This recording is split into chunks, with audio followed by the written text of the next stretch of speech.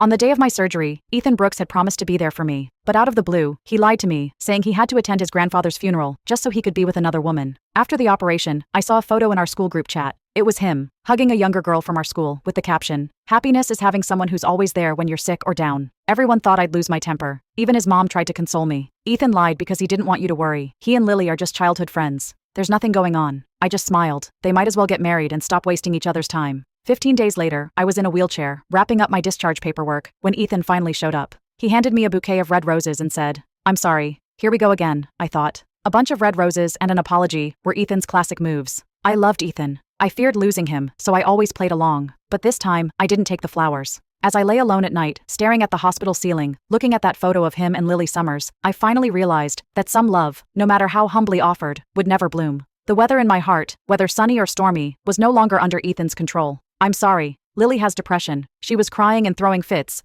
Ethan began to explain, but I cut him off, tired of hearing the same old excuses. "Enough. I know what you're going to say." Every time, it was the same tale of how miserable Lily was and how much she needed help. But wasn't I miserable too? Didn't I need support? 3 months ago, Ethan was chatting with Lily, not paying attention, and ran a red light just as a car sped by. I pushed him out of the way, getting hit myself, resulting in 2 surgeries to place steel plates in my legs. Seeing my cold demeanor, Ethan looked taken aback, a flicker of confusion and embarrassment in his eyes. "I'll help you into the car." "No need," I refused. When I first got injured, Ethan helped with everything. But one time, while he was on the phone with Lily, I asked him to fetch something for me. He snapped, "Can't you do it yourself?" He apologized later, but I never asked for his help again. Yet he never seemed to tire of caring for Lily, even using his grandfather's funeral as an excuse. In the car, I closed my eyes and rested, not saying a word. Ethan didn't try to console me, probably thinking I'd get over it soon, just like before. When we got home, I walked in to find Lily wearing a nightgown, holding a spatula, coming out of the kitchen. "You're back. Dinner is almost ready," she said with a smile, grabbing a tissue to wipe the sweat off her nose, then reaching up to dab the sweat off Ethan's forehead like a perfect wife.